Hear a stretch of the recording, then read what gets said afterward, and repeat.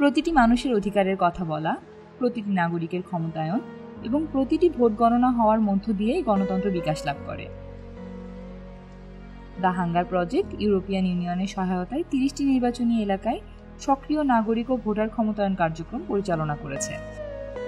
এই কার্যক্রমের উদ্দেশ্য ছিল ভোটার, রাজনৈতিক কর্মী এবং নাগরিক সমাজ তথা অংশীজনদের নির্বাচন ব্যবস্থা ও প্রার্থীদের তথ্য সম্পর্কে জানানোর মাধ্যমে ক্ষমতায়িত করা, যাতে করে তারা তাদের জ্ঞান ও দক্ষতা কাজে লাগিয়ে অবাধ, সুষ্ঠু ও গ্রহণযোগ্য নির্বাচন নিশ্চিতের জন্য কাজ করতে পারে।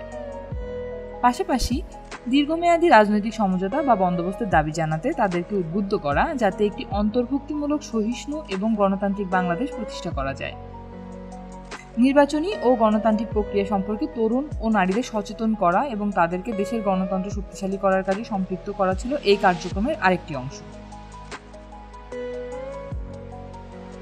জাতীয় নির্বাচনের আগে দেশে রাজনৈতিক সংকট ও অস্থিতিশীলতা নিরসনের জন্য কার্যকর সংলাপের গুরুত্ব বিবেচনায় নিয়ে দেশের 8টি বিভাগে ধারাবাহিক কর্মশালা এবং এক পর্যায়ে জাতীয় সংলাপের আয়োজন করা হয়। এর উদ্দেশ্য ছিল বিভেদ মিটিয়ে একটি জাতীয় সনদ তৈরি করা, যাতে রাজনৈতিক সংকটের অবসান হয়।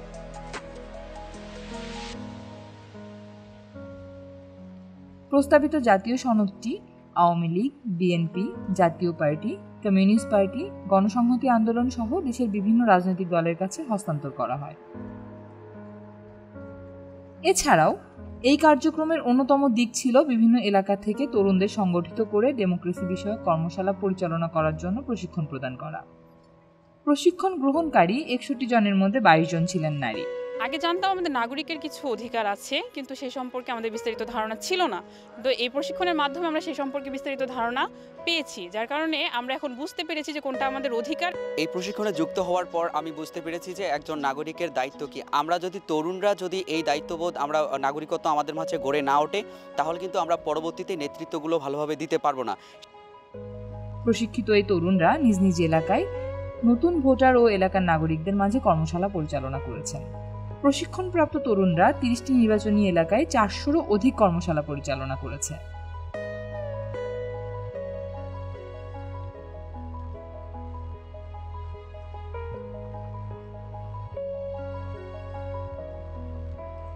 এই কার্যক্রমের অন্যতম আকর্ষণ ছিল ছাত্রছাত্রীদের সম্পৃক্ততায় ডেমোক্রেসি অলিম্পিয়াড।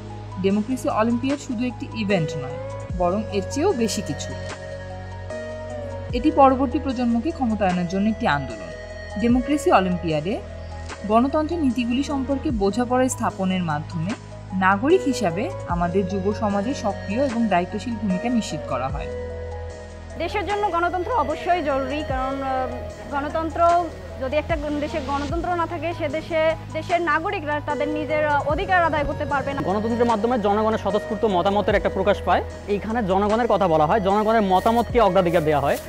একজন নাগরিক যখন একজন দেশের নাগরিক হয়, তখনই তাকে দেশের জন্য সরকার নির্বাচন করতে হয়, তাছাড়াও তার নিজের অধিকার সম্পর্কে জানতে হয়। এজন্য একজন নাগরিকের গণতন্ত্র সম্পর্কে জানা উচিত। এ পর্যন্ত 40টি গণতন্ত্র অলিম্পিয়াডে 10,000-এর বেশি ছাত্রছাত্রী অংশ নিয়েছেন। জাতীয় নির্বাচন 2024 ও উপজেলা নির্বাচনের প্রার্থীদের তথ্য সংগ্রহ করে ভোটবিডি ওয়েবসাইটে এন্ট্রি করা হয়েছে। নির্বাচনে বিজয়ী 300 জনের তথ্যের বিশ্লেষণ ও নির্বাচন নিয়ে বিভিন্ন পর্যবেক্ষণ তুলে ধরে একটি সংবাদ সম্মেলন করা হয়। এছাড়াও উপজেলা নির্বাচনে বিজয়ী চেয়ারম্যানদের তথ্য তুলে ধরে আরেকটি সংবাদ সম্মেলন অনুষ্ঠিত করা হয়। গণতান্ত্রিক প্রক্রিয়া ও সংস্কার বিষয়ে নাগরিক সচেতনতা বৃদ্ধিতে টেলিভিশন টকশোর আয়োজন করা হয়। একজন সচেতন ভোটার হলো একটি সুস্থ গণতন্ত্রের ভিত্তি। ভোটার শিক্ষা কার্যক্রমগুলি এমনভাবে তৈরি করা হয়েছে যাতে প্রত্যেক নাগরিক ভোটদানের প্রক্রিয়া, তাদের অধিকার এবং সচেতনতার সাথে নির্বাচনের তাৎপর্য বুঝতে পারে। ডেমোক্রেসি অলিম্পিয়াড, ভোটার শিক্ষা কার্যক্রম এবং প্রথম ভোটার সংগঠিতকরণ প্রচারণার মতো উদ্যোগের মাধ্যমে আমরা একটি ক্ষমতায়িত, সচেতন এবং ঐক্যবদ্ধ ভোটারদের পথ তৈরি করার প্রচেষ্টা করছি।